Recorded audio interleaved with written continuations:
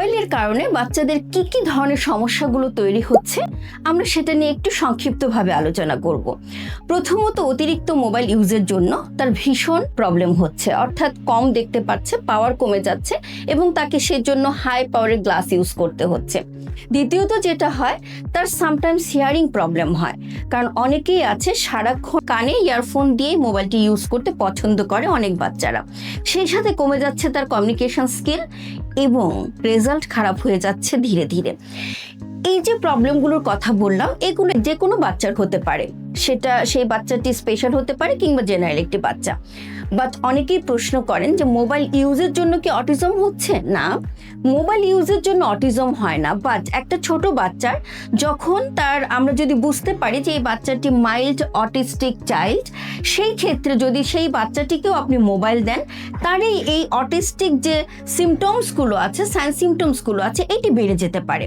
কারণ এই বাচ্চাগুলোর প্রধানত কি হয়, আমরা ওদের সাইন সিমটমস থেকে দেখতে পারি এই বাচ্চাগুলো অন্যের সাথে চোখে চোখ রেখে কথা বলে না, তারা কমিউনিকেশনটা কম করছে, তারা নিজের জগৎটা নিজের মতো তৈরি করে কথা বলছে, অন্যের সাথে মিশতে চায় না এবং তাদের যে সোশ্যালিজমটা খুবই কম হয়, স্পিচ ডিলে থাকে, ডেভেলপমেন্টাল ডিলে থাকে। এই কাজগুলোকে ত্বরান্বিত করতে পারে অতিরিক্ত মোবাইল যদি এই বাচ্চাটির হাতে থাকে। তার মানে এই নয় যে এই মোবাইল ইউজ করার জন্যই তার অটিজম হয়েছে কিংবা তার অটিস্টিক চাইল্ডের যে সাইন সিমটমসগুলো আছে সেটা দেখা যাচ্ছে।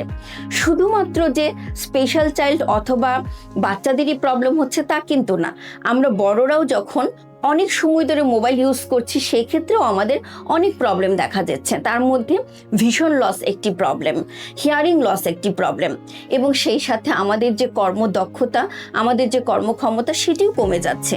মোবাইলের উপর ডিপেন্ডেন্ট হয়ে আমরা অনেক কাজ থেকে হারিয়ে যাচ্ছি, অনেক কমিউনিকেশন থেকে হারিয়ে যাচ্ছি। আমরা ভুলে যাচ্ছি মানুষের সাথে কমিউনিকেশনের প্রথম বাহক ছিল কথা। আমরা সেই কথাকে ফিরিয়ে আনতে চাই, আবারও আমরা কথার মাধ্যমে কমিউনিকেশন তৈরি করতে চাই, সবার ভেতর সবার খোঁজ খবর নেওয়া কিংবা ভাষা দিয়ে প্রকাশ করতে চাই আমরা নিজেদেরকে।